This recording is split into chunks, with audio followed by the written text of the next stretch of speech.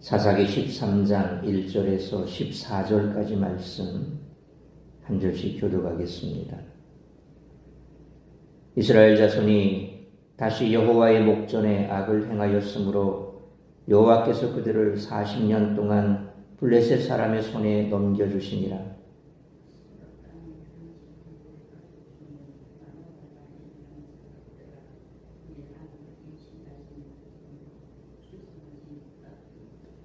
여호와의 사자가 그 여인에게 나타나서 그에게 이르시되 보라, 내가 본래 임신하지 못함으로 출산하지 못하였으나 이제 임신하여 아들을 낳으리니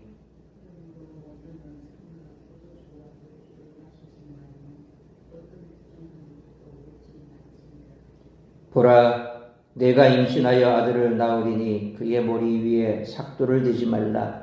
이 아이는 태어나서 나옴으로부터 하나님께 바쳐진 나시린이 됨이라. 그가 블레셋 사람의 손에서 이스라엘을 구원하기 시작하리라 하시니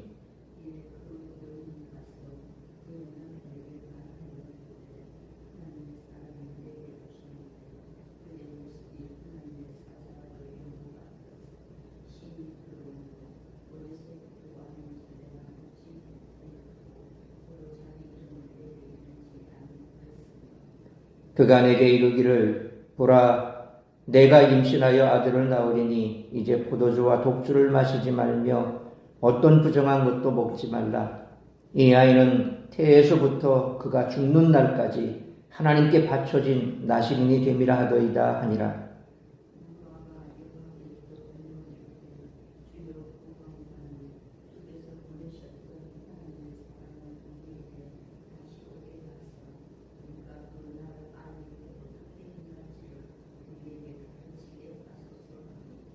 하나님이 마노아의 목소리를 들으시니라. 여인이 밭에 앉았을 때에 하나님의 사자가 다시 그에게 임하였으나 그의 남편 마노아는 함께 있지 아니한지라.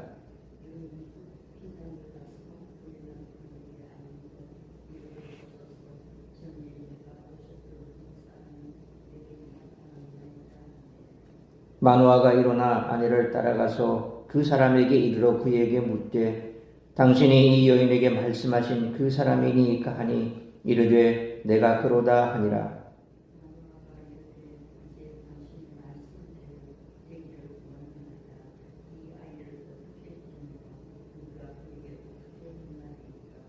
여호와의 사자가 마노아에게 이르되 내가 여인에게 말한 것들을 그가 다 삼가서 포도나무의 소산을 먹지 말며 포도주와 독주를 마시지 말며 어떤 부정한 것도 먹지 말고 내가 그에게 명령한 것은 다 지킬 것이니라 하니라.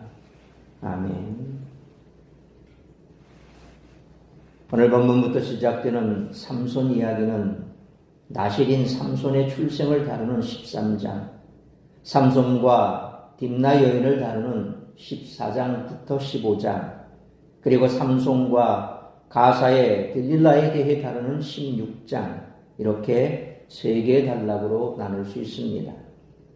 삼손 이야기는 삼손의 출생과 그와 여인의 관계를 중심으로 전개되며 어떻게 삼손이 블레셋 여인들을 통해 나실인 규례를 하나씩 어기는지를 보여줍니다. 하지만 여호와께서는 이러한 삼손을 통해 이스라엘의 구원을 이루십니다. 하나님의 사자가 마노아의 아내에게 나타나 하나님의 말씀을 전했습니다. 하나님의 사자가 그녀에게 전한 메시지는 이스라엘을 블레셋의 압제에서 구원할 삼손의 수태고지였습니다. 그녀는 기드온처럼 하나님의 말씀에 의구심을 갖고 그분께 표징을 구하지 않았습니다. 오히려 그녀의 남편 마노아에게 하나님의 사자가 방문한 사실을 알렸습니다. 그러자 마노아는 과연 그가 하나님이 보내신 사자인지 알고 싶어 했습니다. 하나님의 말씀에 확신이 들지 않았을 때 하나님께 간구하는 태도는 잘못된 것이 아닙니다. 하나님은 마음 중심을 보시기 때문에 그 사람이 불신으로 그런 간구를 하는지 아니면 정말 두렵고 떨리는 마음에서 하나님께 도움을 구하려고 그런 간구를 하는지 분명히 아십니다. 그러니 확신이 부족하다고 하여 그것을 숨길 필요가 없습니다. 하나님께 그 마음 그대로 기도하는 것이 중요합니다. 왜냐하면 기도는 하나님을 향한 우리의 신뢰를 표현하는 행위이기 때문입니다. 믿음이 없는 사람은 기도하지 않습니다. 기도하고 간구한다는 것은 믿음이 있다는 뜻이며 하나님은 그런 기도를 결코 외면하지 않으십니다. 하나님은 마노아 부부에게 태어날 아이의 장래에 대해서는 자세히 설명하지 않으셨습니다. 마노아가 태어날 아이를 어떻게 양육하고 그에게 어떻게 행동할지 묻자 하나님의 사자는 마노아의 아내에게 했던 말을 되풀이했을 뿐입니다. 이것을 어떻게 이해해야 할까요? 하나님은 마노아 부부에게 거룩한 부모가 될 것을 명하신 것입니다. 각 교회 공동체에 거룩한 부모들이 더욱 많아져서 우리의 가정이 믿음의 산실이 되고 하나님의 교회가 더욱 힘있게 서기를 기도하는 우리 모두가 되시기를 축원합니다. 오늘 본문 13장부터 16장까지는 사사기에 등장하는 마지막 사사인 삼손에 관한 기록입니다. 점점 심해지는 이스라엘의 타락과 암울한 시대 상황은 삼손의 때에 이르러 사사조차 소망을 주지 못하는 지경에 이르렀습니다. 그럼에도 구원의 손길을 펼치시는 하나님의 일하심을 우리는 오늘 본문에서도 볼 수 있습니다. 따라서 오늘 본문의 말씀을 통해 우리들이 깨달아야 할 것은 첫째로 1절로 7절 말씀처럼 성도는 말씀 안에서 날마다 거룩한 삶을 살아야 한다는 것입니다. 1절 말씀을 보면 사사기의 공식처럼 이스라엘 백성은 또 하나님 앞에서 악을 행했습니다. 그래서 이방인의 손에 넘어갔습니다. 그들을 괴롭힌 것은 블레셋이었습니다. 그런데 이스라엘은 고난 속에서도 하나님께 도움을 구하지 않았습니다. 어쩌면 그들은 이방의 통치를 당연하게 받아들이고 하나님의 구원을 기대조차 하지 않았을지도 모릅니다. 우리는 세상과 맞서 싸우는 영적 전쟁 가운데 살아가고 있다는 그런 사실을 잊어서는 안 됩니다. 세상에 끌려다니면서 하나님의 도움을 구하는 기도조차 잊어버리진 않았는지 생각해 보아야 하겠습니다. 이스라엘 백성이 간구하지 않았음에도 하나님은 그들을 위해 구원 계획을 세우셨습니다. 2절로 3절 말씀처럼 단 지파 사람 마노아의 아내는 아이를 가지지 못했습니다. 소망이 없는 이스라엘처럼 불임 상태에 있는 그녀에게 하나님이 은혜를 베풀기 위해 찾아오셨습니다. 그리고 아들을 약속해 주셨습니다. 4절 말씀처럼 그녀는 하나님의 명령에 따라 포도주와 독주를 마시지 말고 어떤 부정한 것도 먹지 말아야 했습니다. 5절 말씀처럼 태어날 아들을 하나님이 나실인으로 세우셨기에 그의 머리카락을 자르지도 말아야 했습니다. 민수기에 나오는 나실인에 대한 규정은 일시적 병우에 해당하는 것입니다. 민수기 6장 5절 말씀처럼 어떤 사람이 나실인으로 지내는 기간에는 머리를 깎을 수 없었습니다. 나실인의 기간이 끝나면 머리를 깎을 수 있었습니다. 하지만 이스라엘의 구원자로 태어날 아이는 평생 나실인으로 구별되어 살아야 했습니다. 그래서 그는 평생 머리를 깎을 수 없었습니다. 하나님은 그 나실인을 통해 구원 역사를 시작하겠다라고 말씀하셨습니다. 마노아의 아내는 6절로 7절 말씀처럼 자신에게 나타난 하나님의 사자를 하나님의 사람으로 인식하여 두려워하며 그를 대접했습니다. 그리고 하나님의 사자가 자신에게 말한 내용을 남편에게 알렸습니다. 이처럼 하나님은 구원 사역을 위해 구별된 사람을 세우셨습니다. 오늘도 세상과 구별된 사람을 필요로 하신다는 겁니다. 거룩한 삶은 하나님의 명령입니다. 그러므로 나실인의 능력이 거룩함에 있었듯이 성도의 능력도 거룩함에 있으므로 말씀 안에서 날마다 거룩한 삶을 살아가는 우리 모두가 되시기를 축원합니다. 두 번째로 8절로 14절 말씀처럼 자녀들의 신앙 교육에 더 많은 관심과 노력을 기울여야 한다는 것입니다. 수태거지를 아내에게서 전해들은 마노아는 8절 말씀처럼 하나님께 기도했습니다. 아내를 통해 소식을 들은 것으로 만족할 수 없었던 모양입니다. 그는 아이에게 한 말씀을 직접 듣고 싶어 했습니다. 자신이 직접 듣기를 원한 이유에 대해 그는 태어날 아이를 잘 양육하기 위함이라고 말했습니다. 아이가 태어난다는 소식이 그에게 얼마나 중요한 문제였는지 알 수 있습니다. 아이가 태어나리라는 소식은 그에게 너무나 기쁜 소식이었기에 그는 적극적일 수밖에 없었습니다. 9절 말씀처럼 하나님이 마노아의 목소리를 들으셨습니다. 여인이 밭에 앉았을 때 하나님의 사자가 다시 그녀에게 임했습니다.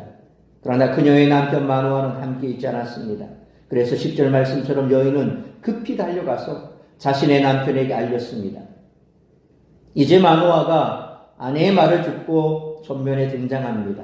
11절 말씀처럼 마노아 부부가 곧 밭으로 갔습니다. 그 사자는 아직 거기에 있었습니다. 마노아는 하나님의 사자에게 당신이 그 사람이냐라고 물었습니다. 그러자 하나님의 사자는 내가 그다라고 대답했습니다. 이 말을 들은 마노아는 12절 말씀처럼 당신의 말씀대로 이루어지게 하소서라고 말합니다. 하나님의 사자는 13절로 14절 말씀처럼 마노아의 아내가 포도나무의 소산과 포도주와 독주를 마시지 말고 모든 부정한 것도 먹지 말라고 당부했습니다. 나실인 삼손뿐만 아니라 그를 잉태한 마노아의 아내도 나실인의 규례 중 일부를 지켜야 했습니다. 이는 삼손이 하나님의 특별한 섭리로 어머니 뱃속에서부터 부름받았음을 보여주는 것입니다. 그러므로 마노아처럼 구원자이신 예수 그리스도의 소식에 우리도 모든 관심을 기울여야 하며 사모함과 간절한 마음으로 말씀 앞에 나가야 할 뿐만 아니라 자녀들의 신앙 교육에 더 많은 관심과 노력을 기울일 수 있는 우리 모두가 되시기를 축원합니다. 사랑하는 성도 여러분, 하나님은 구원을 간구하는 기도조차 잃어버린 이스라엘 백성들을 위해 일하셨습니다. 한 사람을 특별히 구별하여 당신의 일꾼으로 삼으셨습니다. 간절히 아이를 기다리는 가정에 아이를 태어나게 하심으로 적어도 그 아이만은 나실인으로 거룩하게 살기를 바라셨습니다.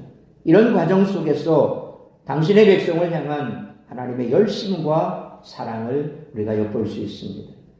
그러므로 나실인의 능력이 거룩함에 있었듯이 성도의 능력도 거룩함에 있으므로 말씀 안에서 날마다 거룩한 삶을 살아가야 할 뿐만 아니라 자녀들의 신앙에 더 많은 관심과 노력을 기울일 수 있는 우리 모두가 되시기를 주님의 이름으로 축원합니다. 기도하겠습니다. 살아계신 아버지 하나님, 은혜와 사랑을 감사합니다. 오늘도 거룩한 주일, 복된 주일, 이 새벽을 깨워 말씀으로 예배로 주일을 시작하게 하시니 감사합니다. 오늘 우리에게 주신 말씀처럼 주님 오실 날이 가까울수록 이 땅에 믿음의 사람들을 찾아보기가 힘든 그러한 시대 속에서 특별히 우리는 우리의 다음 세대인 자녀들의 신앙교육에 얼마나 힘을 기울여야 하는지 다시 한번 깨닫게 됩니다. 나만 구원받고 신앙생활 잘한다고 끝날 것이 아니라 우리에게 있어서 자녀들의 신앙교육이 참으로 중요하다는 사실을 재차 기억하고 우리의 자녀들의 신앙교육을 위해 더욱더 힘쓸 수 있는 우리 모든 가정들이 되게 하여 주옵소서. 뿐만 아니라 우리가 날마다 하나님 앞에 거룩하고 구별된 삶을 살아가는 것이 세상 가운데서 승리하는 비결이며 또한 하나님의 기쁨이 되는 삶을 살아갈 수 있는 가장 기본이 된다는 사실을 잊지 않아야 할 것입니다. 날마다 말씀 안에서 우리가 구별된 삶, 거룩한 삶을 살아낼 수 있도록 성령으로 충만케 하여 주옵소서. 그리함으로 세상과 구별된 삶을 살아감으로 세상 속에서 하나님의 영광을 드러내고 또한 우리를 통하여 이루고자 하는 하나님의 뜻을 이루어갈 수 있을 줄 믿습니다.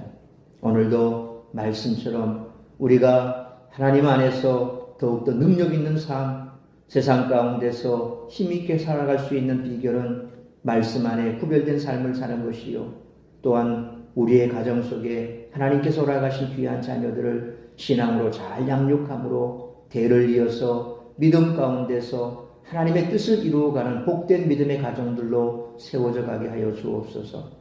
오늘도 우리 사랑하는 사랑샘 가족들 주님 앞에 나와 예배할 수 있도록 성령으로 충만케 하여 주옵시고 세상 가운데 머물며 시험들은 자리에 있지 않게 하시고 특별히 육신이 연약하여 질병 가운데 있는 성도들 치료하시고 회복시켜 주시어 오늘도 주님 앞에 나와 모두가 기쁨으로 감사함으로 예배할 수 있도록 인도하여 주옵소서. 오늘도 가정마다 우리 주님께서 붙드시고 은혜 베풀어 주옵시고 그리함으로 환난을 벗어나 근심을 면케 하시며 하나님의 기쁨이 되는 가정으로 세워져 나가는 복된 주일 될 수 있도록 크신 은총 내려 주옵소서. 이 모든 말씀 우리 주 예수 그리스도의 이름으로 기도하옵나이다. 아멘.